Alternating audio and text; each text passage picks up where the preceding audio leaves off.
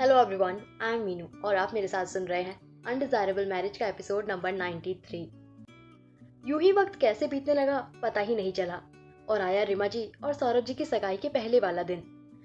आज सभी लोग सौरभ जी के घर पर थे। आखिर रिमा जी, वंशिका और रिवा को मेहंदी जो लगानी थी, लेकिन मेहंदी को देख रिमा जी थोड़ा हिचकते हुए बोली, माँ इसकी क्या जरूरत थी, मैं ये अभी कैसे लगा सकती हूँ। जिस पर कल्याणी जी उन्हें प्यार से समझाते हुए बोली, रिमा बेटा, इसमें कुछ गलत नहीं है। तुम अपनी जिंदगी में आगे बढ़ रही हो तो उस चीज को अच्छे से, पूरे दिल से, हर एक चीज जो उसके साथ जुड़ रही है उसके साथ एक्सेप्ट करो। वैसे भी रिवा ने बताया कि तुम्हें मेहंदी का कितना शौक है, तो अपनी ही जिंदगी के अगले पड़ाव पर अपनी पसंदीदा चीजों के साथ नहीं बढ़ोगी क्या? तो ये सुन रिमा जी भी मुस्कुरा दी और हाँ में अपना सिर हिलाते हुए बोली, आप सही कह रही हैं माँ। और ये कहते हुए वो आकर मेहंदी लगवाने बैठ गई। वहीं रिवा अपनी माँ को इस तरह देख बहुत खुश थी। तभी मेहंदी वाली जो उसे मेहंदी लगा रही थी वो बोली, आपके पति के नाम का पहला अक्षर बताएं। जिस पर रिवा कुछ कहती उससे पहले ही वंश वहां आकर बोला, मेरे नाम का लेटर मैं खुद लिख दूंगा, आप जाकर वंशिका को मेहंदी लगा दीजिए। तो ये सुन मेहंदी वाली मुस्कुराकर वहां से चली गई।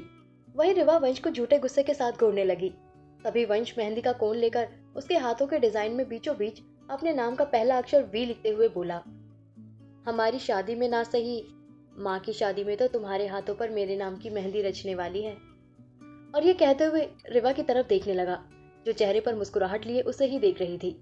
ये देख वो अपने दिल पर हाथ रखते हुए बोला, उफ, यूं मुस्कुराया ना कर जालिम, दिल का ख्याल बड़ा रखना पड़ता है, क्योंकि वो जाना तेरे पास चाहता है, लेकिन मेरे जीने के लिए उसे मजबूरन सीने में धड़कना पड़ता है। ये सुन रिवा एक गहरी सांस लेकर अपना सर नाम में हिलाते हुए बोली, खाटू श्याम जी जाने आप ये शायरियां लाते कहाँ से हैं, आप और आपकी बातों से कोई नहीं जीत सकता। और दोनों ही हंस दिए।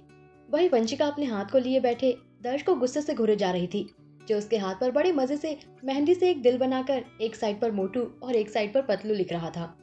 तभी वो अपना दूसरा हाथ उठाकर उसके सर पर चपत लगाते हुए बोली, ये क्या किया तूने, पूरा हाथ बर्बाद कर दिया। मेहंदी वाली दीदी को मेहंदी लगाने देता ना, ये कितना गंदा लगेगा अगर इसके ऊपर से कोई डिजाइन बनाया तो। तू भी ना क्या क्या करता है। तभी दर्श अपना सर सहलाते हुए बोला, क्या क्या करता हूँ? अरे तुझसे प्यार करता हूँ इसलिए इस चोचले के लिए तैयार हुआ। तू ही बोली कि देख भाई कितने अच्छे से भाभी के साथ मेहंदी लिए बैठे हैं, तू भी लगा मेरे। मैं तो नहीं आया था, वैसे भी बिजनेसमैन हूँ, आर्टिस्ट नहीं, फिर भी इतना एफर्ट लगाया, कम से कम अप्रिशिएट तो कर। लेकिन तू है कि मारे जा रही है। और ये कहकर मेहंदी का कोन वहां रख उठकर चला गया। इस पर वंशिका अपने आप में बोली, ओ नो, शायद ज्यादा हो गया, गुस्सा तो नहीं हो गया। चल वंशु बेटा, जाकर देखते हैं, वरना सारा दिन उखड़ा उखड़ा घूमेगा। और ये कहते हुए वो दर्श के पीछे पीछे गार्डन में आई, जहां वो वहां लगे बेंच पर चुपचाप बैठा था। ये देख वंशिका भी उसके पास बैठकर गला साफ करने की एक्टिंग करने लगी, ताकि वो उस पर ध्यान दे। पर दर्श को तो जैसे कोई फर्क ही नहीं पड़ रहा था।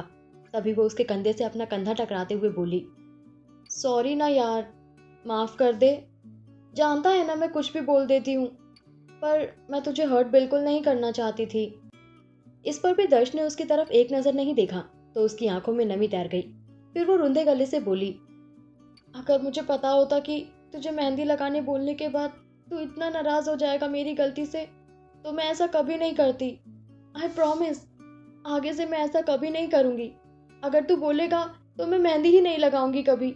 लेकिन प्लीज यार, गुस्सा मत होना, तू जानता है ना मैं तुझे खुद से गुस्सा नहीं देख सकती। ये सुन दर्श उसकी ओर देखा तो पाया उसकी आंखों में आंसू झिलमिला रहे थे। तो वो उसके आंसू साफ करते हुए बोला, आई एम सॉरी टू, मैं भी ज्यादा रिएक्ट कर गया। पर ये क्या बात हुई कि मेहंदी ही लगाना छोड़ देगी, अगर मेरी नाराजगी उस चीज को लेकर हुई है? पागल लड़की, इतना भी कितना प्यार है तुझे मुझसे? जिस पर वंशिका कुछ कहने से पहले उसके पास आई और उसके लबों पर अपने लब रख दिए। फिर उससे दूर होते हुए बोली, इतना प्यार जितना तू सपने में भी नहीं सोच सकता। वैसे भी घर वालों के बाद तू इकलौता इंसान है जिससे मोहब्बत की है, तो कुछ चीजों को छोड़ने में हर्ज ही क्या है? तो दर्श बोला, किसने कहा तू मेहंदी छोड़ रही है? तेरी सजा तो ये है कि जब भी मेहंदी लगवाएगी पहला डिजाइन हाथ पे मैं बनाऊंगा और यही बनाऊंगा। बोल मंजूर है तो माफ किया। जिस पर वंशिका एक गहरी सांस लेते हुए बोली, इसे मंजूर करने के अलावा कोई ऑप्शन भी तो नहीं है मेरे पास। और फिर दोनों ही एक दूसरे के सर से सर टकराकर हंस दिए। इस तरफ घर के अंदर रीमा जी के हाथ पर मेहंदी लगाई जा रही थी। तभी मेहंदी वाली ने उनसे भी वही सवाल किया और बोली, आपके होने वाले पति का नाम? जिसे सुन वो समझ ही नहीं पा रही थी कि सौरभ जी का नाम जुबान पर लाए तो लाए कैसे। आखिर आज तक कभी उनका नाम जो नहीं लिया था, पर यह बात वो किसी से कह नहीं पा रही थी।